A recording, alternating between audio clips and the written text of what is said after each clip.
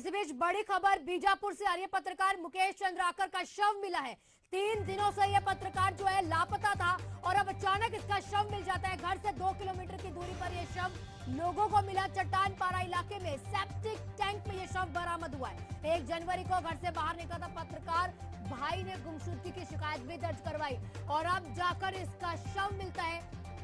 कैसे वो वहां पर पहुंचा, क्या कौन लोग इसके पीछे है, क्या ये पूरा मामला हत्या से जुड़ा है या नहीं, ये तमाम बिंदुओं पर फिलहाल जो है प्रशासन जांच कर रहा है। ये जांच का विषय है।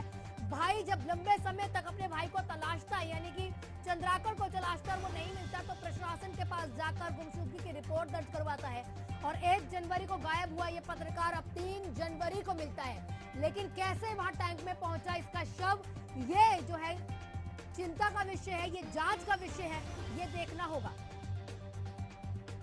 हमारे साथ हमारे सहयोगी प्रशांत जुड़े हुए। प्रशांत, क्या कुछ बिंदु अभी तक सामने आ पाए हैं?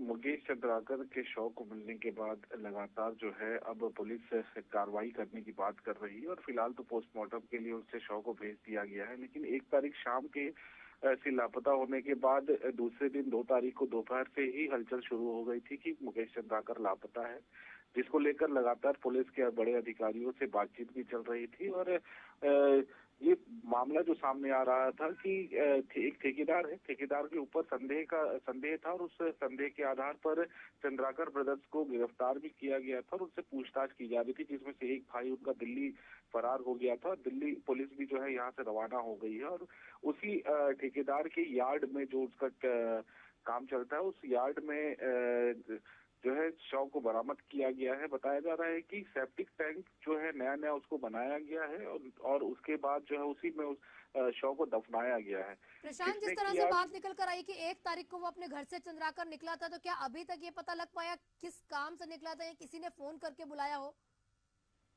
देखिए, बिल्कुल मुकेश चंद्राकर और जो रितेश चंद्राकर है, जो ठेकेदार है, ठेकेदार का छोटा भाई रितेश चंद्राकर, उन दोनों की बातचीत हुई थी और उन दोनों की बातचीत में ये खुलासा हुआ था कि मिलने के लिए बुलाया गया है, क्योंकि कुछ दिन पहले ही एक खबर बनाया था मुकेश चंद्राकर ने, जिसमें 120 करोड़ के आसपास के घोटाले की बात सामने आई थी, जिसको लेकर लगातार जो है विधानसभा से लेकर पूरे छत्तीसगढ़ में हंगामा मचा हुआ था। और वो काम जो है इसे चंद्राकर ब्रदर्स जो है उन्होंने किया था और इस बात को लेकर रितेश चंद्राकर ने उनसे मुकेश से बात भी की और मुकेश को अपने घर मिलने के लिए बुलाया था। और उसके बाद से ही मुकेश चंद्राकर लापता था और लापता होने के बाद जो है 1 दिन तक तो ये सूचना नहीं मिल पाई कि कहाँ है, कैसा है, किस तरीके से। लेकिन जब पुलिस को इस बात की सूचना दी गई और पुलिस से शिकायत की गई लापता होने की, तो उसके बाद पुलिस जो है अपने मुस्तैद हुई और उसके बाद पुलिस ने खोजबीन की और खोजबीन से फिर पता चला है कि उस यार्ड में जो काम करने वाली महिला है उसने बताया कि यहाँ पे हाल ही में 2 दिन पहले ही एक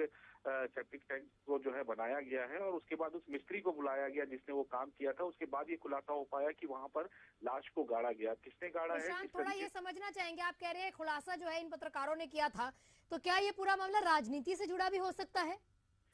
जी बिल्कुल, राजनीति से जुड़ा भी हो सकता है। और जिस तरीके से ठेकेदार और जो मामला है 120 करोड़ का है, यानी मतलब बहुत ज्यादा बड़ी रकम का मामला है, तो कहीं ना कहीं इसमें राजनीतिक हस्तक्षेप भी हो सकता है और कई बड़े लोगों का इसमें हाथ भी हो सकता है। जिस तरीके से जो चंद्राकर ब्रदर्स हैं, जो ठेकेदार हैं, उनके द्वारा जो है कई बार जो है धमकी, इस तरीके की बात भी जो है सामने आई है, उसको लेकर पूछताछ भी की जा रही है। जो छोटा भाई जिससे बातचीत हुई थी मुकेश चंद्राकर की, उसको लेने के लिए पुलिस दिल्ली के लिए रवाना भी हो गई है और दिल्ली में उसको ये जो फोन का लोकेशन है वो पाया गया था। तो आज सुबह ही पुलिस दिल्ली के लिए रवाना हो गई है और उसके बाद जो है अब शव के पोस्टमार्टम की प्रक्रिया चल रही है। जो खुलासा होगा उसके बाद ये स्पष्ट हो पाएगा। लेकिन जिस तरीके से हालात बता रहे हैं कि कहीं ना कहीं ये मामला रंजिश का है और जिस तरीके से खबर को बनाने के बाद मामले में जांच बैठी और जांच होने के बाद प्रशांत की ये मामले में क्या कुछ निकल कर आता है, किन लोगों के इसके पीछे नाम हो सकते हैं। प्रशांत, आप नजर बनाए रखिएगा, आपसे लगातार अपडेट लेते रहेंगे। शुक्रिया आपका।